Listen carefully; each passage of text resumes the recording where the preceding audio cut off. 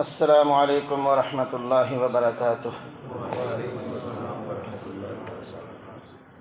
الحمد للہ رب العالمین والعاقبۃ للمتقین والصلاة والسلام علی سید الانبیاء وخاتم المرسلین وعلی آلہ واصحابہ اجمعین، خصوصاً علی خلفاء الراشدین المہدیین والذین اتبعوهم بإحسان إلى یوم الدین، اما بعد فقد قال الله تبارك وتعالى في كلامه المجيد والفرقان الحميد: أعوذ بالله من الشيطان الرجيم، بسم الله الرحمن الرحيم.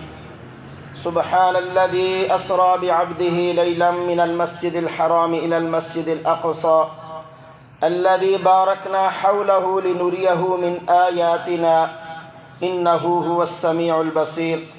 وقال الله تبارك وتعالى في مقام آخر: ثم دنا فتدلى فكان قاب قوسين أو أدنى فأوحى إلى عبده ما أوحى. صدق اللہ مولانا العظیم. درود پاک پڑھ لیجئے. اللہم صلی علی محمد وعلی آل محمد كما صلیت علی ابراہیم وعلی آل ابراہیم انک حمید مجید. اللہم بارک علی محمد وعلی آل محمد كما بارکت علی ابراہیم وعلی آل ابراہیم انک حمید مجید. محترم بزرگوں اور عزیز بھائیوں، اللہ رب العزت نے کم و بیش 1,24,000 انبیاء کو مختلف قسم کے معجزات عطا فرمائے. قرآن کریم کے اندر بھی اللہ تعالیٰ نے کئی انبیاء کے معجزات کا تذکرہ فرمایا، لیکن سب سے زیادہ معجزات ہمارے پیارے نبی سرکار دو عالم صلی اللہ تعالیٰ علیہ وسلم کو عطا ہوئے، جن کی کثیر تعداد ہے. اور آسمانی معراج کا معجزہ یہ بھی صرف اور صرف ہمارے پیارے نبی سرکار دو عالم صلی اللہ تعالیٰ علیہ وسلم کو عطا ہوا، اور یہ بڑا عجیب معجزہ ہے. قرآن کریم کے اندر اور حدیث مبارکہ کے اندر اس کی تفصیل آئی ہیں. قرآن کریم کے اندر جو 2 مرتبہ اس کا تذکرہ ہوا، ایک سورہ الاسراء میں اور دوسرا سورہ النجم میں. آج کی گفتگو اسی موضوع پر ہوگی، یعنی معراج مصطفیٰ صلی اللہ علیہ وسلم. گزشتہ جمعہ آپ حضرات کے سامنے عرض کی تھی کہ رجب کے مہینے کی 2 تاریخیں اہم ہیں. اس کے سوا باقی سب کچھ لوگوں کا اپنا بنایا ہوا ہے، گھڑا ہوا ہے. ایک 22 رجب ہے، سیدنا معاویہ رضی اللہ تعالی عنہ کی یوم وفات. اس کا تذکرہ گزشتہ جمعہ کر دیا تھا ضرورت کے مطابق. اور دوسری تاریخ 27 رجب ہے، جس کا تذکرہ انشاءاللہ جو مناسب ہوا آج کیا جائے گا. ایک بات ذہن میں رکھیے کہ شب معراج کس دن ہوئی، کس تاریخ کو ہوئی، کس مہینے کو ہوئی، کس سن کو ہوئی، اس کا اتھنٹک اور بالکل حتمی ذکر کہیں بھی نہیں ہے. دن کے معاملے میں بھی 20 اختلاف ہیں، تاریخ کے معاملے میں 20 اختلاف ہیں، جن کا یہاں وقت نہیں ہوتا ذکر کرنے کا. تاریخ کی کتابوں کے اندر مذکور ہیں. سن کے اعتبار سے 20 اختلاف ہیں. یہ کس سن میں ہوئی، کس مہینے میں ہوئی، کس تاریخ کو ہوئی، کس دن ہوئی. 20، 1 2 نہیں. اور جس چیز کے اندر 20 اختلاف ہوں، اس کے بارے میں اتھنٹک کوئی بات کہنا یا کوئی عبادت مخصوص کر لینا، یہ بعد کے لوگوں کی گھڑی ہوئی باتیں ہوتی ہیں. اور جس کی تاریخ کے اندر کوئی اختلاف نہ ہو، وہ اتھنٹک بات ہوتی ہے، وہ عبادت اللہ اور اس کے رسول صلی اللہ علیہ وسلم کی طرف سے مختص ہوتی ہے. میرے بھائیو بزرگوں، اس واقعہ کے اندر مختصر بات وہ یہ ہے کہ جو عمل کرنے والی بات ہے، جو سمجھنے والی بات ہے، وہ ہیں 3 تحفے جو آقا دو عالم سرکار دو عالم صلی اللہ تعالیٰ علیہ وسلم اللہ کے حضور سے اپنی امت کے لیے لے کے آئے. وہ 3 تحفے کیا ہیں؟ بس اس پر اگر یہ امت عمل کر لے تو اس کی دنیا اور آخرت میں کامیابی یقینی ہے. باقی ساری چیزیں اپنی طرف سے ہیں، حلوے، دیگیں، مٹھائیاں، رات ساری مسجدوں میں قیام، رات ساری جلسے، اور یہ ساری چیزیں یہ ان لوگوں کی بنائی ہوئی ہیں جنہوں نے چندہ اکٹھا کر کے اپنا پیٹ بھی پالنا ہے، کچھ دوسروں کو بھی کھلانا ہے، بس اس کے سوا کچھ نہیں۔ اس لیے کہ سرکار دو عالم صلی اللہ تعالیٰ علیہ وسلم کی اس معراج والی رات کی عبادت ہوتی تو صحابہ کبھی نہ چھوڑتے، ہاں جی، جن کے بارے میں اللہ رب العزت نے قرآن کریم میں بارہا ذکر فرمایا، ساری رات عبادت کرنے والے، سارا دن روزہ رکھنے والے، ہاں جی، رات کا تہائی حصہ عبادت کرنے والے، آدھا حصہ عبادت کرنے والے، ایک حصہ عبادت کرنے والے، ہاں جی، صبح و شام کیا کچھ ان کے بارے میں عبادت آیا، لیکن کسی صحابی کے بارے میں یہ نہیں آیا کہ انہوں نے شب معراج میں ساری رات جاگے یا صبح روزہ رکھا یا حضور صلی اللہ علیہ وسلم نے ایسا عمل کیا۔ تو یہ ساری چیزیں بعد کی بنائی ہوئی ہیں۔ مختصر جو ہماری ضرورت کے لیے وہ کیا ہے، وہ یہ ہے مختصر واقعہ کہ ہوا کیا کہ ہمارے آقا سرکار دو عالم صلی اللہ تعالیٰ علیہ وسلم کی شان کتنی اعلیٰ اور عرفہ ہے، بس یہ سمجھنا ضروری ہے۔ اور جو 3 تحفے لے کر آئے وہ بتا کر اس پر عمل کریں گے تو انشاءاللہ حق ادا ہو جائے گا، کچھ نہ کچھ، کما حق تو ممکن نہیں۔ میرے بھائیوں، مسجد حرام سے بیت المقدس تک کے سفر کو اسرا کہتے ہیں، وہاں سے آسمانوں کے سفر کو معراج، اور بعض دفعہ دونوں کو بھی معراج کہا جاتا ہے۔ سفر معراج کے 4 حصے ہیں، مسجد حرام سے مسجد اقصیٰ تک، مسجد اقصیٰ سے 7ویں آسمان تک یعنی سدرۃ المنتہا تک، تیسرا سدرۃ المنتہا سے مقام صریف الاقلام تک، اور چوتھا مقام صریف الاقلام سے اوپر جہاں تک اللہ رب العزت کو منظور تھا اپنے حبیب کو اپنے قریب لانا۔ معراج کب ہوا؟ مشہور قول جو ہے اس کے مطابق 51 برس 8 ماہ اور 20 دن جب آپ کی عمر مبارک ہوئی، نبوت ملنے کے 12ویں سال، ہجرت سے 1 سال پہلے 27 رجب کی رات کو بیداری کی حالت میں جسم اور روح دونوں کے ساتھ سرکار دو عالم صلی اللہ علیہ وسلم کو معراج ہوئی۔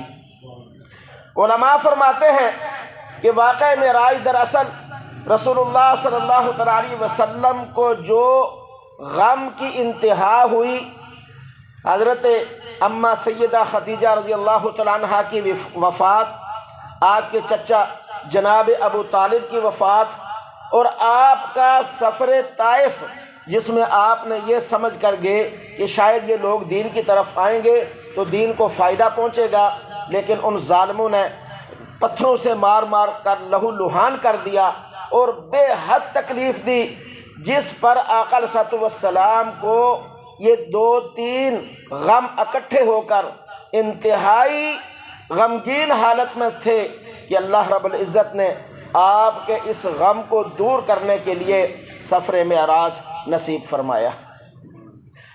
چنانچہ رسول پاک صلی اللہ علیہ وسلم فرماتے ہیں کہ حتیم کعبہ میں موجود تھا جب فرشتے میرے پاس آئے، اور بعض روایات کے اندر ہے کہ آپ اپنی چچا زاد بہن ام ہانی رضی اللہ تعالی عنہا کے گھر میں تھے کہ چھت پھٹی، جبریل امین دیگر فرشتوں کے ساتھ آئے، وہاں سے اٹھا کر قدم مبارک کو بوسہ دیا، ادب سے اٹھایا، حتیم میں لے گئے، وہاں شق صدر ہوا، پھر اس کے بعد وہاں سے پھر یہ سفر کی روانگی ہوئی۔ حتیم کعبہ میں لے جا کر سینہ مبارک کو چاک کیا، قلب مبارک کو بڑی پلیٹ میں رکھ کر آب زمزم سے دھویا، ایمان و حکمت تجلیات الہی سے بھر کر سینہ مبارک کو دوبارہ سی دیا۔ اسے شق صدر کہا جاتا ہے، اور یہ 4 مرتبہ ہوا۔ پہلی مرتبہ جب آپ کی عمر مبارک 4 سال تھی، دوسری مرتبہ جب آپ کی عمر مبارک 10 سال تھی، تیسری مرتبہ نبوت ملنے کے وقت یعنی بعثت کے وقت، اور چوتھی مرتبہ معراج کے موقع پر۔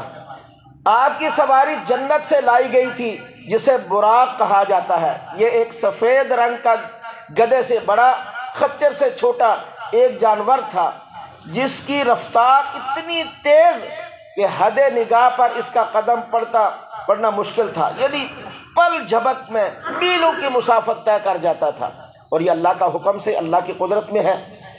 اسی طرح راستے کے اندر بہت سارے واقعات ہوئے کہ آپ کے ایسی جگہ پر گزر ہوا جہاں کھجور کے درخت کثرت سے تھے۔ سیدنا جبریل علیہ السلام نے کہا یہاں اتر کر 2 نفل پڑھ لیجئے، تو پوچھا گیا یہ کون سی جگہ ہے؟ تو آپ نے بتایا یہ یثرب ہے جو بعد میں مدینہ کے اندر کنورٹ ہو جائے گا، جہاں آپ کی ہجرت ہوگی۔ اسی طرح وادی سینا میں پہنچے، وہاں بھی حکم ہوا کہ 2 رکعت نفل پڑھ لیجئے۔ اسی طریقے سے حضور علیہ الصلوۃ والسلام کو ایک اور موقع پر کہا گیا سیدنا جبریل علیہ السلام کی طرف سے کہ یہاں بھی 2 نفل پڑھ لیں، یہ بیت اللہ میں ہے جہاں عیسیٰ علیہ السلام کی ولادت ہوئی۔ اسی طریقے سے راستے میں کہا جاتا ہے روایات میں، ایک بڑھیا پر سے گزر ہوا جو کنارے پہ کھڑی آپ کو آواز دے رہی تھی، جبریل علیہ السلام نے کہا کہ اس کی بات نہ سنیے، چلتے جائیے۔ اور اسی طرح ایک بوڑھا نظر آیا جو راستے میں ایک طرف کھڑا تھا، اس وقت بھی کہا گیا کہ آپ چلتے جائیے، آپ نے ان کو دیکھنا نہیں ہے۔ پھر آگے چل کر ایک جماعت کے پاس سے گزرے، انہوں نے کہا السلام علیکہ یا اول، السلام علیکہ یا آخر، السلام علیکہ یا حاشر۔ حضور صلی اللہ علیہ وسلم کے پوچھنے پر انہیں بتایا گیا کہ وہ جو بڑھیا تھی وہ دنیا تھی، اس کی دنیا کی عمر اتنی ہی باقی ہے جتنی اس بڑھیا کی عمر باقی ہے، کہ اب دنیا اتنی ہی باقی رہ گئی۔ اس کے بعد کہا کہ وہ جو بوڑھا تھا وہ شیطان تھا جو آپ کو اپنی طرف مائل کرنا چاہتا تھا، لیکن آپ اس کی طرف مائل نہیں ہوئے، چلتے رہے۔ اسی طریقے سے کہا وہ جو یعنی اس کا مطلب کیا ہے کہ آپ ان کی طرف مائل ہو جاتے تو امت دنیا کو آخرت پر ترجیح دیتی، ساری امت، تو اس لیے اللہ تعالیٰ نے محفوظ رکھا۔ اب ساری امت تو نہیں دیتی، کچھ دیتی ہے، اور یہ کوئی بعید بات نہیں ہے۔ اسی طرح فرمایا وہ جو جماعت جس نے سلام کیا وہ سیدنا ابراہیم علیہ السلام، موسیٰ علیہ السلام اور عیسیٰ علیہ السلام ان کی جماعت تھی۔ پھر میرے بھائیوں، سرکار دو عالم صلی اللہ علیہ وسلم جب بیت المقدس پہنچے تو وہاں پہلے سے 1,24,000 کم و بیش جو انبیاء ہیں وہ انتظار میں تھے۔ آپ سرکار دو عالم صلی اللہ علیہ وسلم اور فرشتے بھی، آپ سرکار دو عالم صلی اللہ علیہ وسلم نے اس موقع پر جماعت کروائی جس سے یہ ثابت کروایا کہ آپ تاجدار تخت ختم نبوت ہونے کے ساتھ ساتھ تمام انبیاء علیہ السلام کے امام بھی ہیں، یعنی آپ امام الانبیاء ہیں۔ تو تفصیل تو بہت ہے، میں مختصر عرض کر رہا ہوں تاکہ بات زیادہ ذہن میں بیٹھ جائے، اور اثر وہ جو 3 تحفے ہیں ان پر تھوڑی سی بات کی جائے تاکہ ہمیں صحیح حق کا پتہ چلے اور اس پر عمل کر سکے، جو کہ اتنے لمبے واقعات سے ہمارا اتنا تعلق نہیں ہے۔ یہ تو آقا علیہ السلام کی سیرت کا حصہ ہے، اس کو پتہ ہونا چاہیے، لیکن اصل ان اعمال پر عمل کرنا ہے جو آقا علیہ السلام نے بتائے کہ ان پر عمل کرنا ہے، اور یہی اصل ہے۔ اس کے سارے واقعہ کے اندر اصل وہی 3 تحفے ہیں جو آقا لے کر آئے صلی اللہ علیہ وسلم، اور ہم نے اس پر عمل کرنا ہے۔ اسی طرح میرے بھائیوں بزرگوں، اس کے بعد انبیاء کرام سے ملاقات ہوئی، ہر ایک نے اپنے اپنے طور پہ تعریف فرمائی اللہ کی بھی اور سرکار دو عالم صلی اللہ علیہ وسلم کی بھی، مختلف انبیاء نے تعریف فرمائی۔ پھر اس کے بعد آپ جب فارغ ہوئے، مسجد اقصیٰ سے باہر تشریف لائے، آپ کو شراب اور دودھ کا پیالہ پیش کیا گیا، آپ نے دودھ کے پیالے کو لیا اور اسے نوش فرمایا، کہا گیا یہی فطرت ہے۔ پھر اس کے بعد آپ براق پر سوار ہوئے، جبریل امین باغ تھامے ہوئے تھے، میکائیل جو ہیں انہوں نے لگام تھامی ہوئی تھی، دیگر فرشتے بھی ہمراہ تھے۔ آپ وہاں سے مسجد اقصیٰ سے باہر تشریف لانے کے بعد جنت الفردوس سے زبرجد اور زمرد کی بنی ہوئی نہایت خوبصورت سیڑھی لائی گئی، اس کے ذریعے سے آپ آسمانوں کی طرف چڑھے۔ آسمانوں پہ جاتے ہوئے پہلے آسمان پر آدم علیہ السلام، دوسرے پر عیسیٰ علیہ السلام اور یحییٰ علیہ السلام، تیسرے پر یوسف علیہ السلام، چوتھے پر ادریس علیہ السلام، 5ویں پر ہارون علیہ السلام، 6 پر موسیٰ علیہ السلام، اور 7ویں پر سیدنا ابراہیم علیہ السلام سے ملاقات ہوئی۔ پہلے آسمان پر جب آدم علیہ السلام کو دیکھا تو جبرائیل امین نے کہا یا رسول اللہ صلی اللہ علیہ وسلم، یہ آپ کے جد امجد ہیں، یہ آپ کے باپ ہیں، انہیں سلام کیجئے۔ انہوں نے آدم علیہ السلام نے کہا مرحبا، یعنی میرے اچھے بیٹے، اچھے نبی کو خوش آمدید۔ اسی طرح باقی تمام تر انبیاء علیہ السلام نے بھی ایسے ہی کہا۔ سیدنا ابراہیم علیہ السلام کو دیکھا، وہ بیت المعمور کے ساتھ ٹیک لگائے بیٹھے تھے، جیسے مکہ میں مسجد یہ ہے بیت اللہ ہے، خانہ کعبہ ہے، اسی کے بالکل سیدھ آسمان پہ بیت المعمور ہے، جسے 70,000 فرشتے جس کا طواف کرتے ہیں۔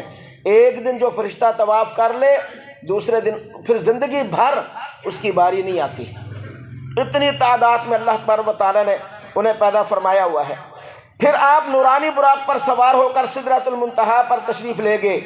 سدرہ عربی میں بیری کو کہا جاتا ہے، اور یہ 7ویں آسمان پر ہے۔ نیچے سے جانے والا ہر عمل اس بیری سے رک کر اوپر جاتا ہے، اوپر سے آنے والا ہر حکم اس بیری سے ہو کے پھر نیچے آتا ہے۔ یہ اللہ کا نظام ہے۔ یہیں آپ نے نہر کوثر کا مشاہدہ کیا کہ جس کے بارے میں سیدنا جبریل علیہ السلام نے کہا تھا کہ یا رسول اللہ صلی اللہ علیہ وسلم، اس نہر سے آپ اپنی امت کی پیاس کو بجھائیں گے، انہیں سیراب کریں گے۔ اللہ ہم سب کو اور پوری امت مسلمہ کو آب کوثر رسول پاک صلی اللہ علیہ وسلم کے ہاتھوں سے نصیب فرمائے۔ اسی جگہ حضور علیہ السلام نے سیدنا جبریل علیہ السلام کو ان کی اصل شکل کے اندر، اصل حالت کے اندر دیکھا تھا، اور پھر قرآن کریم میں فرمایا کہ وَلَقَدْ رَآهُ نَظْرَةً أُخْرَى عِنْدَ سِدْرَةِ الْمُنْتَهَى عِنْدَهَا جَنَّةُ الْمَأْوَى۔ جنت کی سیر کرنے کے بعد جہنم کا بھی مشاہدہ کرایا گیا۔ جنت اور جہنم کے مشاہدات کیا ہیں، پھر کسی جمعے میں انشاءاللہ اس پر بھی تذکرہ کروں گا۔ اس کے بعد آپ ایسے مقام پر پہنچے جہاں تقدیر لکھی جاتی ہے قلم کے ذریعے سے۔ اسی جگہ کو صریح الاقلام کہا جاتا ہے۔ صریف الاقلام اس جگہ کو کہا جاتا ہے جہاں تقدیر لکھنے والے قلم اپنے کام کے اندر مشغول ہیں، اور ان کی آواز لکھنے کی پہنچ رہی تھی رسول اللہ صلی اللہ علیہ وسلم تک۔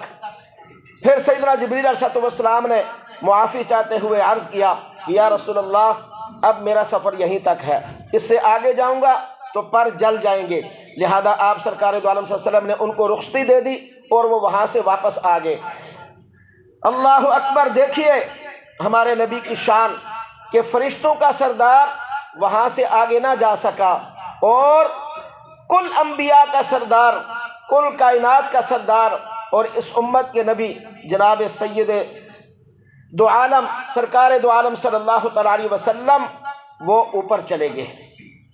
اللہ تبارک و تعالیٰ نے آپ کے لیے ایک رف یعنی سبز رنگ کی مسند لائی گئی، اس پر سوار ہوئے 70,000 حجابات طے کروائے گئے، ہر حجاب دوسرے سے مختلف تھا۔ پھر اللہ تعالیٰ سے بالمشافہ ملاقات ہوئی۔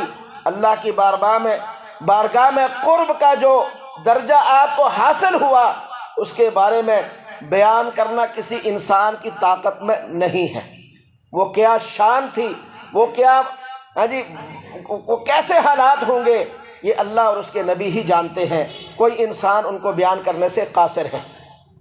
اللہ تبارک و تعالیٰ نے فرمایا کہ جب میرے محبوب میرے قریب آئے تو فَأَوْحَى إِلَىٰ عَبْدِهِ مَا أَوْحَى، جو باتیں میں ان سے کر سکتا تھا وہ کی، جو وحی ان پر کی جانی تھی وہ کر دی، جو حکم ان کو دیے جانے تھے وہ دے دیے۔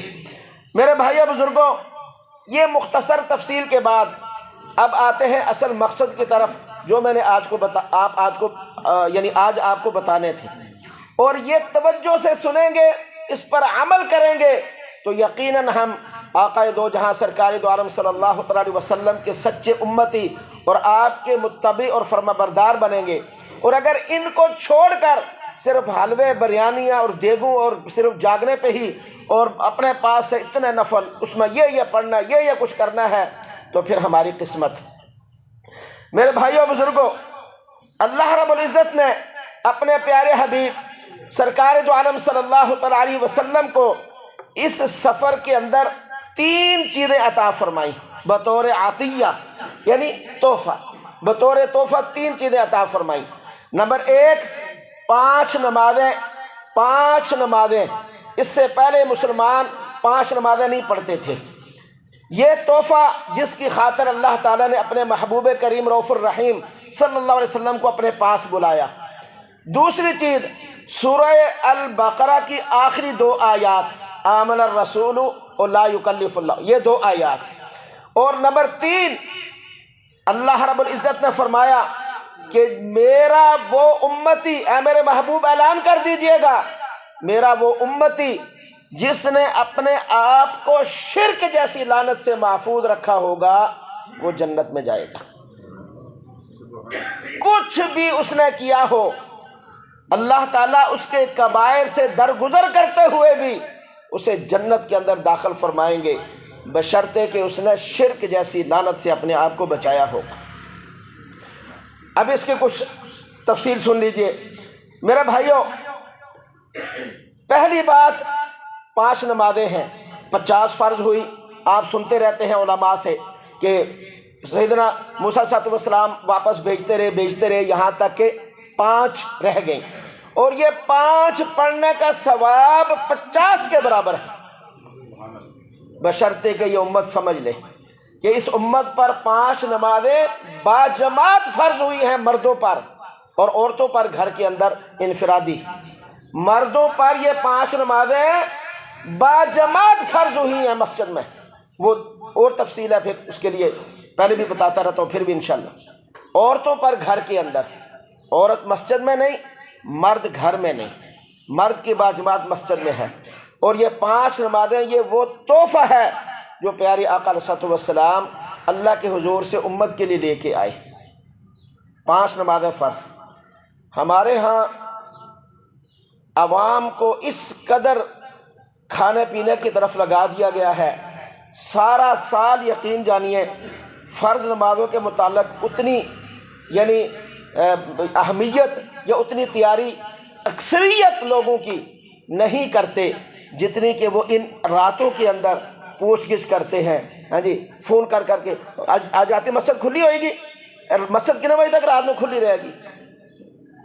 فرض نمازوں کے لیے نہیں کوشش کرتے۔ اس قوم کو خرافات کے اندر ایسے لگا دیا ہے ان مولویوں نے کہ جنہوں نے اسی قوم سے چندہ لے کر اپنے پیٹ بھی بھرنے ہیں اور ان کو بھی تھوڑی بہت بریانی اور مٹھائی کھلا دینی ہے، مولوی بھی خوش اور عوام بھی خوش۔ پہلے بھی شاید ایک ہمارے مسجد کے اندر ایک ملازم تھا، سامنے ایک کام کرتا، مجھے آ کر کہنے لگا مولوی صاحب جو شخص آج کی رات ہاں جی عبادت نہیں کرے گا وہ کتنا بدبخت ہوگا۔ حالانکہ وہ کبھی فرض نماز پڑھنے کے لیے میں نے اس کو مسجد میں نہیں دیکھا۔ یہ ذہن کیسے بنایا جاتا ہے؟ ہاں جی، شارٹ کٹ کے ذریعے سے۔ کوئی ضرورت نہیں جی فرض کی، کوئی ضرورت نہیں ہے، بس آپ یہ ہاں جی ساری رات نفل پڑھے۔ سارا سال تاجر لوگ لوٹ کے تباہ و برباد کر دیتے ہیں اس قوم کو، اس عوام کو۔ اور شب برات جو شعبان کی 15 تاریخ ہے، پوری اس پہ بھی انشاءاللہ بات ہوگی مختصر، پوری مارکیٹیں پاکستان کی وہ بند ہوتی ہیں شب برات والے، یہ جو اگلے دن ہوتا ہے 15 شعبان کو بند ہوتی ہے نا، بڑی بڑی مارکیٹیں بند ہوتی، ساری رات تاجر عبادت کر کے سارا دن سوئے رہتے ہیں۔ آگے پھر رمضان میں جو قوم کی تباہی نکلتی ہے، کیوں؟ اور جی آج کی رات فیصلے ہونے ہیں، تو ہماری ساری رات نفل میں گزری، فیصلہ ہو گیا، آپ جو مرضی کرو۔ اس قوم کی طرف، قوم کو اس طرف لگا دیا گیا ہے۔ فرائض کا پتہ نہیں، لوگوں کے حقوق کا پتہ نہیں، لوگوں کے معاملات کا پتہ نہیں، لیکن بس ساری رات عبادت کی اور ہو گئی۔ میرے بھائیوں، نماز باجماعت مسجد کے اندر۔ دوسری چیز کیا ہے؟ دوسری چیز ہے یہ 2 آیات۔ یہ میرے بھائیوں اللہ پاک نے اپنے محبوب کریم کی امت کو دعا کا سلیقہ بتایا۔ آمن الرسول، اس میں تو ایمانیات ہے سارے، اور جو آخری آیت ہے اس کو آپ سنیں، آپ حیران ہو جائیں گے اللہ پاک نے اپنے محبوب کریم کو کتنی بڑی دولت اس امت کے لیے عطا فرمائی۔ اور یہ ہر امتی کو یہ 2 آیتیں یاد ہونی چاہیے، ہر امتی کو۔ اور یہ دعائیں ہیں کیسی؟ اللہ فرماتے ہیں لا یکلف اللہ نفسا الا وسعها، کہ اے محبوب کریم ہم آپ کے صدقے آپ کی امت کو اس کی طاقت سے بڑھ کر احکام نہیں دیں گے۔ اے محبوب کریم آپ کی امت پر اس کی طاقت سے بڑا حکم جاری نہیں کریں گے۔ دین کے اندر بہت آسانی ہے عمل کرنے والے کے لیے، اور جو نہ کرے تو اس کے لیے کیا ہے؟ ہم نے اسے مشکل بنایا۔ ہماری اموات، ہماری شادی بیاہ، ہمارے دیگر جو معاملات ہیں، دین پڑھ کر دیکھیں کتنے آسان ہیں۔ یہ تو ہم نے اپنا بیڑا غرق کیا ہے، ادھار لے کے دیگے پکاتے ہیں، بعد میں گالیاں کھاتے رہتے ہیں، ادھار ہی نہیں ختم ہوتا۔ یہ تو ہم نے یہ سارے معاملے کیے۔ اللہ فرماتے آگے کیا فرمایا؟ لہا ما کسبت وعلیہا ما اکتسبت، ہر شخص اپنے اعمال کا جواب دے خود ہے، دوسروں کو نہ دیکھے، اپنے اعمال کا جواب دے۔ وہ کیا کر کے گیا، وہ کیا کر کے گیا، اس نے ایسے کیوں کیا، اس نے ایسا کیوں کیا، یہ نہیں، اپنا خود۔ آگے پھر اللہ فرماتے ہیں محبوب کریم اپنی امت کو کہہ دیجئے، مجھ سے مانگیں ربنا لا تؤاخذنا ان نسینا او اخطأنا، اے اللہ ہمیں ہماری بھول پر گرفت نہ کرنا۔ یہ بشارت دیجیے اپنی امت کو، جو کام بھولے سے یا خطا سے ہوگا اے محبوب کریم تیری امت کی گرفت اس پر نہیں کروں گا۔ جو بھولے سے یا خطا سے کر لے گا اے محبوب تیری امت کی گرفت اس بھولے اور خطا وار سے نہیں کی جائے گی۔ آگے فرمایا کہ ربنا ولا تحمل علینا اصرا کما حملته علی الذین من قبلنا، اے محبوب کریم تیری امت پر طاقت سے زیادہ بوجھ نہیں ڈالا جائے گا جیسے پہلی امتوں پر ڈالا جاتا تھا۔ پہلی امت کو کے لیے بڑی مشقتیں تھیں، آپ سنتے رہتے ہیں، یہاں وقت نہیں ابھی، پھر کبھی انشاءاللہ۔ بڑی مشقت، بڑا مشکل تھا ان کا دین، بہت مشکل۔ اس امت کے لیے تو راحتیں ہی راحتیں ہیں، سکون ہی سکون ہے، جو پہلے طاقت سے زیادہ بوجھ اس امت پر نہیں ڈالا جائے گا۔ ربنا ولا تحملنا ما لا طاقت لنا به، طاقت سے بڑھ کر اس امت پر بوجھ نہیں ڈالا جائے گا۔ واعف عنا واعف عنا، اے میرے حبیب اپنی امت سے کہتے رہیے کہ وہ ہر وقت مجھ سے مانگتے رہیں اے اللہ ہمیں معاف فرما دے۔ معافی بھی ملے گی، جب وہ معافی مانگے گا انہیں معافی بھی ملے گی۔ واغفر لنا، بخشش بھی ان کی جائے گی۔ وارحمنا، اور کمال رحمت سے اس امت کو ہمیشہ نصیب رہے گی۔ انت مولانا، اے اللہ تو ہی ہمارا مولا ہے۔ وانصرنا علی القوم الکافرین، اگر تم کھرے مومن بنو گے تو کفار کے مقابلے میں تمہاری نصرت بھی ہوگی، بشرطے کہ کھرے مومن تو بنو نا۔ ہم تو نہ مومنوں میں ہیں نہ کافروں میں ہیں، ہاں جی، ہم تو کسی کھاتے میں نہیں آتے، ہاں جی۔ مغرب سے، امریکہ سے، ان سے اس لیے مار کھاتے ہیں کہ مسلمان ہیں، کہ ہمارا نام مسلمانوں کا ہے نا، اور اللہ سے اس لیے مار کھاتے ہیں، اللہ کو تو پتہ ہے کوئی کام مسلمانوں والا نہیں، ہاں جی۔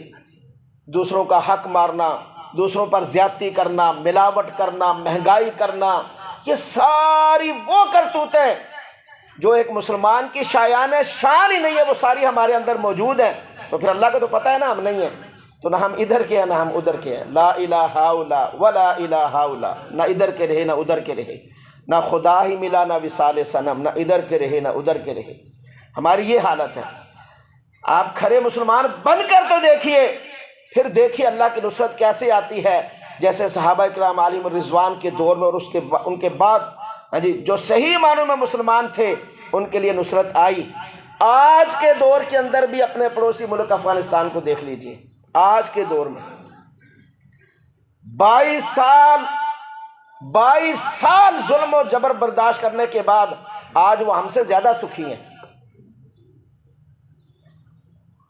اسی طرح میرے بھائیوں، تیسری بات کہ میرے حبیب اپنی امت کو بتا دینا، جو شرک نہیں کرے گا اسے میں معاف کر دوں گا، شرک کا ارتکاب نہ کرنے والے کو معاف کر دوں گا، اس کے کبائر سے درگزر کرتے ہوئے کبیرہ گناہ کا مرتکب خلود فی النار نہیں ہوگا، ہمیشہ جہنم میں نہیں جائے گا۔ اللہ پاک اپنا فضل چاہے تو پہلے ہی معاف کر دے، نہیں تو صدا کاٹ کر جو حقوق العباد اس نے سلب کیے ہوں گے ان کی معافی نہیں ہے۔ حقوق اللہ کی اللہ چاہے تو یک جنبش معاف فرما دے، چاہے تو کچھ سزا دے دے، اس کے فضل سے ہے سب کچھ۔ حدیث قدسی ہے، توجہ سے سنیے گا، حضور صلی اللہ علیہ وسلم نے فرمایا، اللہ فرماتے ہیں اے میرے بندے، آسمان اور زمین کے درمیان جتنا خلا ہے اس خلا کو برابر گناہوں سے بھر دے، لیکن اگر تو نے شرک نہ کیا ہو اور زمین کے آسمان کے درمیان جو خلا ہے اس کو بھر کر گناہوں کی گٹھڑی میرے پاس تو لے کر آئے، شرک جیسی لعنت سے بچا رہے گا تو میں تجھے بخش دوں گا، مجھے کسی کی کوئی پرواہ نہیں۔ یہ شرک اللہ کے ہاں پسندیدہ نہیں ہے۔ یار ہم انسان ہیں معمولی سے، ہمیں پسند ہے کہ ہماری کسی چیز کے اندر کوئی دوسرا شریک ہو، ہمیں پسند ہے کہ ہمارے کسی فن کے اندر کوئی دوسرا اپنی ملکیت کرے، ہمارے کسی معاملے کے اندر کوئی دوسرا ٹانگ ڈائے۔ تو اللہ تو احکم الحاکمین ہے، سب سے زیادہ باحیا، وہ کیسے پسند کرے گا کہ میرا بندہ میرے ساتھ میری مخلوق کو لا کھڑا کر دے۔ اس لیے میرے بھائیوں بزرگوں، شرک کا آغاز کیسے ہوا؟ توجہ سے سنیے گا کہ شرک سے بچا جائے گا تو محبوب کریم رؤوف الرحیم صلی اللہ علیہ وسلم کے اس تحفے پر عمل ہوگا، یہ جو اللہ کے محبوب ہمارے لیے لے کر آئے ہیں۔ پہلا کون سا تحفہ تھا؟ اونچی کہیں، 5 نمازیں مردوں کے لیے باجماعت مسجد میں، عورتوں کے لیے گھر میں۔ اور دوسرا تحفہ 2 سورہ بقرہ کی آخری آیات، یہ آج سے تہیہ کرے ہم نے یاد کرنی اور اللہ سے مانگتے رہنا ہے نمازوں میں۔ اور تیسرا تحفہ شرک سے اپنے آپ کو پاک اور صاف رکھنا ہے۔ شرک کی ابتدا کیسے ہوئی؟ حضرت عبداللہ ابن عباس رضی اللہ تعالیٰ عنہما فرماتے ہیں، صحیح بخاری کی حدیث نمبر 4920 پڑھ لیجئے، 4920 حدیث۔ اس حدیث میں ہے حضرت عبداللہ ابن عباس نے سورہ نوح کی آیت نمبر 23 کی تفسیر ذکر فرمائی کہ وَمَكَرُوا مَكْرًا كُبَّارًا، حضرت نوح علیہ السلام کے جو مخالفین تھے انہوں نے بڑے بڑے مکر و فریب کیے۔ وَقَالُوا لَا تَذَرُنَّ آلِهَتَكُمْ وَلَا تَذَرُنَّ وَدًّا وَلَا سُوَاعًا وَلَا يَغُوثَ وَيَعُوقَ وَنَسْرًا وَقَدْ أَضَلُّوا كَثِيرًا، اور وہ اپنے ساتھیوں سے کہنے لگے دیکھو اپنے الہوں کو نہ چھوڑنا، ود کو نہ چھوڑنا، سوا کو نہ چھوڑنا، یغوث کو نہ چھوڑنا، یعوق کو نہ چھوڑنا، نصر کو نہ چھوڑنا۔ حضرت عبداللہ ابن عباس فرماتے ہیں یہ 5 نام اسماء رجال صالحین من قوم نوح، یہ قوم نوح کے 5 برگزیدہ اولیاء کے نام ہیں، برگزیدہ بندے تھے قوم نوح کے، جس طرح ہمارے ہاں ہوتے ہیں نا اولیاء کرام، ولی بزرگ، یہ اس قوم کے اندر اولیاء تھے۔ اب ہوا کیا، قوم کے دلوں میں ان اولیاء کرام کی محبت تھی۔ فلما ہلاکو، جب یہ بزرگ انتقال کر گئے، اوحى الشیطان الی قومہم، قوم کے دلوں کے اندر شیطان نے یہ بات ڈالی، انصبوا الی مجالسہم التی کانوا یجلسون انصابا، دیکھو جہاں یہ ہستیاں بیٹھا کرتی تھیں، جہاں ان کا ڈیرا ہوتا تھا، وہاں ان کے مجسمے بنا کر یادگار کے طور پر نصب کرو۔ وَسَمُّوهَا بِأَسْمَائِهِمْ فَفَعَلُوا، اور ان ماڈلوں کے نام وہی رکھو جو ان ہستیوں کے نام تھے، چنانچہ قوم نے ایسا ہی کیا۔ یہ بخاری شریف کی حدیث ہے۔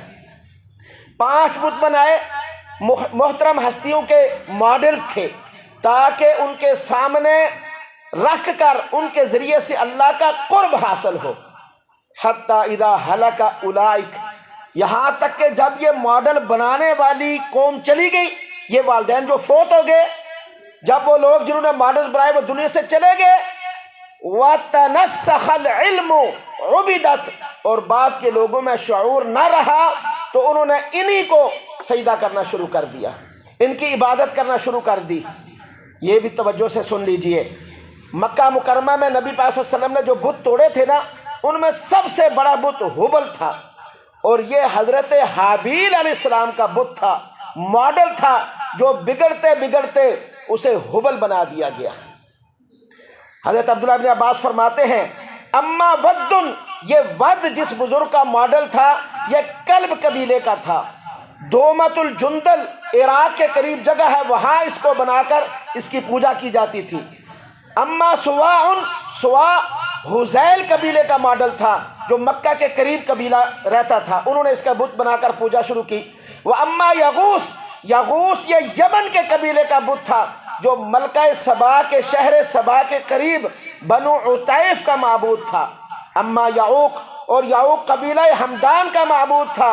واما نصر، اور نصر حمیر قبیلے کا معبود تھا، جو یمن کے بادشاہ کی اولاد میں سے تھے۔ یہ 5 قوم نوح کے بزرگ تھے جن کے بت بنا کر عربوں نے پوجا شروع کر دی، اور یہ کہا لِيُقَرِّبُونَا إِلَى اللَّهِ زُلْفَىٰ، تاکہ وہ ہمیں اللہ کے قریب کر دے۔ حالانکہ جن کی یہ پوجا کرتے تھے نہ وہ انہیں نفع دیتے تھے نہ ان کے نقصان کے مالک تھے۔ وَيَقُولُونَ هَٰؤُلَاءِ شُفَعَاؤُنَا عِندَ اللَّهِ، اور وہ یہ بھی کہتے تھے کہ جن کی ہم پوجا کرتے ہیں یہ ہمارے اللہ کے ہاں سفارشی ہیں۔ حالانکہ اللہ تبارک و تعالیٰ نے قرآن کریم میں جا بجا فرما دیا ہے کہ اللہ کے حکم کے بغیر کوئی اس کے سامنے کسی کی سفارش کرنے کی طاقت نہیں رکھتا۔ من ذا الذی یشفع عنده الا باذنہ، آپ آیت کرسی پڑھتے ہیں، کون سی ایسی طاقت ہے جو اللہ کے حکم کے بغیر اس کے سامنے سفارش کرے؟ جو یہ مشرک مکہ کہتے تھے، آج کا مشرک اس سے ایک قدم آگے بڑھ کر اس نے ان بزرگوں کو خدا ہی بنا لیا۔ آپ کو پتہ نہیں ہے سیون شریف کے اندر اعتکاف ہوتا ہے، طواف ہوتا ہے۔ سیون شریف کا جو دربار ہے وہاں طواف ہوتا ہے۔ سوشل میڈیا پہ آپ دیکھیں، کلک کر کے آپ کو نظر آئے گا۔ یہ حق بہو غالباً یہ جو بزرگ ہیں ان کو ماڈلز بنا دیا گیا ہے پوجا کرنے کے لیے، ان کی مورتی بنا دی گئی ہے۔ پاکستان کا مشرق یہاں تک پہنچ گیا ہے۔ میرے بھائیوں بزرگوں، اپنے آپ کو بچائیے۔ اس پرفتن دور کے اندر، فتنوں سے بھرے دور کے اندر، اللہ رب العزت کی شان کو سمجھتے ہوئے، آقا کریم صلی اللہ تعالیٰ علیہ وسلم کی شان کو سمجھتے ہوئے ان کی تعلیمات پر عمل کیجیے۔ اللہ کو اس کا وہ مقام دیجیے جس کا اللہ حقدار ہے۔ آقا کریم صلی اللہ علیہ وسلم کو وہ مقام دیجیے جن کے وہ حقدار ہیں۔ اولیاء اللہ کو وہ مقام دیجیے جن کے وہ حقدار ہیں، اس سے آگے نہیں۔ کسی مخلوق میں سے کسی کو اللہ کے برابر لا کھڑا کرنا، اسی کو تو شرک کہتے ہیں۔ اور برابر کھڑا کر کے پکڑ کر یوں تو نہیں کھڑا کیا جاتا نا۔ کھڑا کرنے سے مراد یہ ہے کہ جو صفات خاص اللہ کے لیے مختص ہیں وہ مخلوق میں سے کسی کو وہ دے دینا، یہی تو شرک ہے۔ رسول پاک صلی اللہ علیہ وسلم اور آپ کے صحابہ نے ہر مشکل سے مشکل وقت کے اندر یا اللہ مدد کا نعرہ لگایا ہے۔ کسی نبی اور صحابی اور سچے ولی نے اللہ کی مدد کے سوا کسی دوسرے کا نعرہ نہیں لگایا۔ آج مسجدوں کے اندر یا رسول اللہ مدد، یا علی مدد، یا غوثیہ مدد، یا فلاں مدد، یا فلاں مدد، یہ شرک نہیں ہے تو کیا ہے؟ آپ صحابہ کی تعلیم تو پڑھ کر دیکھیں، صحابہ کی سیرت تو پڑھ کر دیکھیں۔ ہمارے لیے صحابہ رہبر و رہنما ہیں، آقا کریم صلی اللہ علیہ وسلم کے براہ راست شاگرد، جنہوں نے آقا کریم صلی اللہ علیہ وسلم کی زندگی کا ایک ایک لمحہ، ایک ایک سیکنڈ وہ نقل کر کے اس امت تک امانت کے ساتھ پہنچایا ہے۔ ان کی تعلیم تو پڑھ کر دیکھیں۔ یہ جو مشرکین مکہ تھے یہ اللہ کو نہیں مانتے تھے، اللہ کے بندوں مانتے تھے اللہ کو، وہ اللہ کو خالق و مالک و رازق سب کچھ مانتے تھے، لیکن وہ کہتے تھے اللہ اکیلا کچھ نہیں کر سکتا۔ یہ ہمارے ان کے درمیان ہؤلاء شفعاؤنا عند اللہ لیقربونا الی اللہ زلفیٰ، یہی آج ہم کہتے ہیں بزرگوں کے بارے میں، درباروں کے بارے میں۔ تو فرق کیا ہوا ہمارے مشرکین مکہ میں؟ کیونکہ ہمارا نام مسلمانوں والا ہے اس لیے ہمارے لیے جائز اور ان کے لیے جائز نہیں تھا۔ اور بھائی بزرگان دین کس لیے آتے ہیں؟ اور مخلوق کے سامنے سے سر ان کا ہٹا کر اپنے مریدوں کا اللہ کے سامنے جھکانے کے لیے۔ کوئی ولی، خالص ولی، وہ کسی کو اپنے سامنے بھی جھکنے دیتا ہے، پھر وہ ولی کہاں کا ہوا؟ ولی تو آتے ہیں مخلوق کو اللہ کے سامنے جھکانے کے لیے کہ لوگوں مخلوق کے سامنے اس پیشانی کو نہیں جھکانا، اللہ کے حضور جھکانا ہے، اور اللہ اس کے رسول کی تعلیمات لوگوں کو دینے کے لیے آتے ہیں۔ ہمارے ہاں عجیب تماشا ہے، ہمارے ہاں بزرگوں سے سمجھا جاتا ہے بس جس کے ہاں ڈھول ڈھمکے ہوں، جس کے ہاں سجدے ہوں، جس کے ہاں کھانے وغیرہ پکے، اور جو ننگ دڑنگ ہو، جو بس کیا کچھ ہو، آپ مجھ سے بہتر جانتے ہیں۔ یہ کوئی دین تھوڑا ہے۔ اس لیے میرے بھائیوں، اللہ کے لیے نماز پنجگانہ باجماعت ادا کیجئے، ان علماء کے ساتھ اپنا تعلق رکھیے جو خالص دین اللہ اور اس کے رسول صلی اللہ علیہ وسلم اور صحابہ کے طریقے اور ان کے جو فرامین ہیں ان کو صحیح معنوں میں قرآن و سنت کے مطابق بتائیں، اور سورہ بقرہ کی آخری 2 آیت یاد کر کے اللہ کے حضور دعا مانگتے رہیں۔ باقی انشاءاللہ زندگی رہی تو آئندہ جاری رہے گا۔ اللہ ہمیں جو کہا سنا اس پر عمل کی توفیق نصیب فرمائے۔ سنتیں ادا کر لیجیے۔